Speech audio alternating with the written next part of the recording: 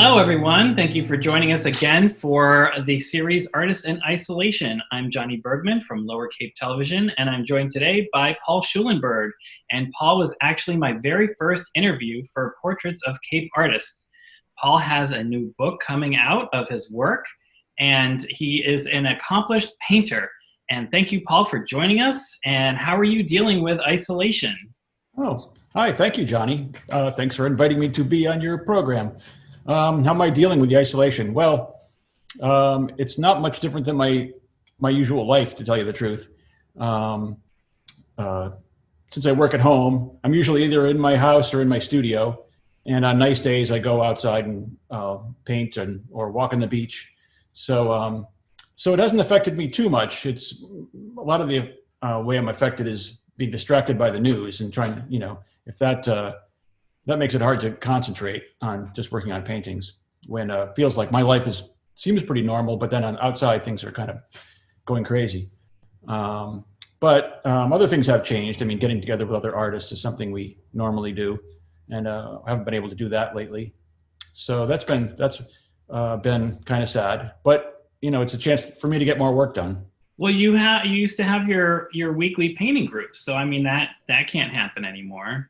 Right. So we generally meet every Wednesday for 3 hours. We have about 17 artists that come, and we have food and music, and it's kind of like a little party. But I hire a model, and we paint figure model portraits, and it's a lot of fun. And it's a great way for artists to get together because artists tend to isolate and be alone a lot of the time. Anyway, so. So we haven't been able to do that. The last time we got together was at the museum in Dennis. We did a painting demonstration of singer Tiana Esperanza, and she sang a few songs for us, and we had a nice time painting, but it was just when everything was just starting with this coronavirus. So we did have about 25 people show up to observe, but we didn't shake hands and we didn't get too close, and we kept our distance. So everyone was safe. As far as I know, everything went fine and no one caught any germs. But since then, we've all just kind of hunkered down and we haven't been getting together. Although on Wednesday nights, we have been meeting on Zoom. So some of us get together and so far about 10 or 12 at a time just to meet up. We're so used to meeting on Wednesdays that it's fun. We have a glass of wine and we meet virtually. And we've talked about maybe if there's a way to paint together this way, but I'm not sure that would work very well. And so has the virus affected your paintings at all? I mean, do you have giant viruses floating in the landscape or whatnot? Or no, but it's ironically, I think it just, or coincidentally, it just, my work tends to be not about social isolation, but tends to be sort of, quiet and maybe maybe an isolated feeling. I mean, people make the comparison of Edward Hopper, how he has maybe a person alone in a room or that sort of thing. And I started several paintings before any of this happened, and just so coincidentally, they kind of fit. So behind me, there's a painting I have been working on. It's actually of my wife at Cafe Heaven in Provincetown. So, and this was, started before the whole coronavirus thing started, but just so happened, I mean, we like to go to places like this when the places aren't very crowded, and she will pose for me and I'll work on a painting, and it's not, about sadness and isolation as much as it is about having a space to yourself, quiet time. I was thinking maybe calling it day off or something like that, that it's just, be able to sit and, have a cup of coffee and just relax.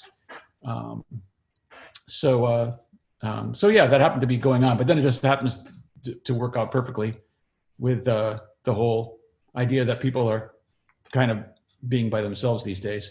So I don't know if that's a good thing or a bad thing. Well, it's interesting because, there are no other people in the painting. Right. So,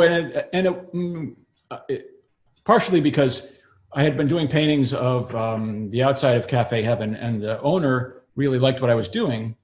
And he actually invited us up and said, here's the key. You can go in and do whatever you want. So the place was closed and we just had the place to ourselves. So it was mostly just about, the light coming in from the window on this figure. I liked the shapes and the effect of the light. And so it wasn't really about, a busy restaurant. It's just a person having a cup of coffee, which I kind of like. My favorite subject model, my wife. Well, I have to ask you, in the painting, are those paintings of your paintings, or any of those paintings in that painting? No, these are paintings at the Cafe Heaven. I think they were all actually, the original paintings were Michael McGuire paintings. So they're all very nice. Some of them I changed. So they were originally his. Some of them look similar to the ones he had there, and some of them have been changed quite a bit just because for my own painting, I wanted to fit them in color-wise, and maybe might not be just too distracting if there's a lot going on. So, and then actually, so this is also Provincetown. It's a painting that I just started. It's just kind of in this tonal study stage, and I keep working on it. But that's Provincetown at night. So I was thinking about putting some people in there, but I might just leave it, just empty streets, just have the lights on. Oh yeah, I mean, I've been seeing so many posts of people, taking photographs of downtown Provincetown and Chatham with just the empty streets, and it's surreal. But then, Yeah. Depending on how long this goes on, if once we start getting into May and people were supposed to be here, Yeah. is it gonna feel stranger, or are we just gonna be in sort of alternate dimension? I just don't know. Yeah. It's hard to know what's going to happen because I live on a pretty quiet street. A lot of the houses are only occupied in the summertime. So, like I said, my life hasn't changed that much. I go down and walk. I like to go down to the flats at low tide because I'm only half a mile from the beach. So I go down and walk on the bay side at low tide. I can go way out, and usually there's nobody out there anyway. So, my life hasn't, it's not usually about being in a crowded scene. But when the summertime comes, then everything does change. So if we start going down in May and June, and warm weather comes and people aren't coming to the Cape, that will be pretty serious for all us to deal with. I mean, all these businesses, they depend on summer tourism. Well, yeah, and your book was set to launch in June. Are you still going to have like a book signing or an event, or are you going to sort of have a sort of limited events, or what are you thinking? Yes. So this is actually my 20th anniversary year at Addison Art Gallery in Orleans.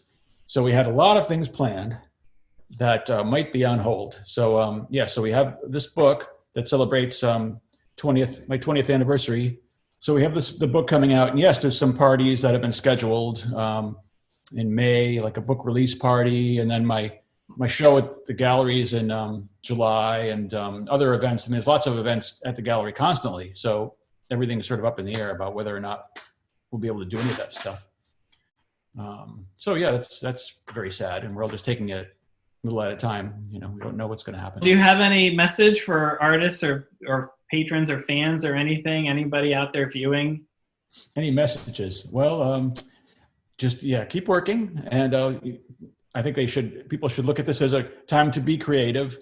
Maybe start that novel you always wanted to work on, or do some drawings and paintings. If you haven't done that before, this is a good time to learn. And there's lots of things online, YouTube, things you can watch to learn about painting from different artists. I know that Cynthia Packard is a Provincetown artist, and she's been doing some Facebook Live demonstrations, hour-long demonstrations from her studio.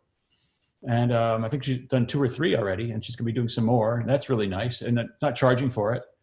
And there are other things like that. I sent out to my painting groups links to some blogs, like talk blogs you can listen to on your computer. So basically like radio shows for artists.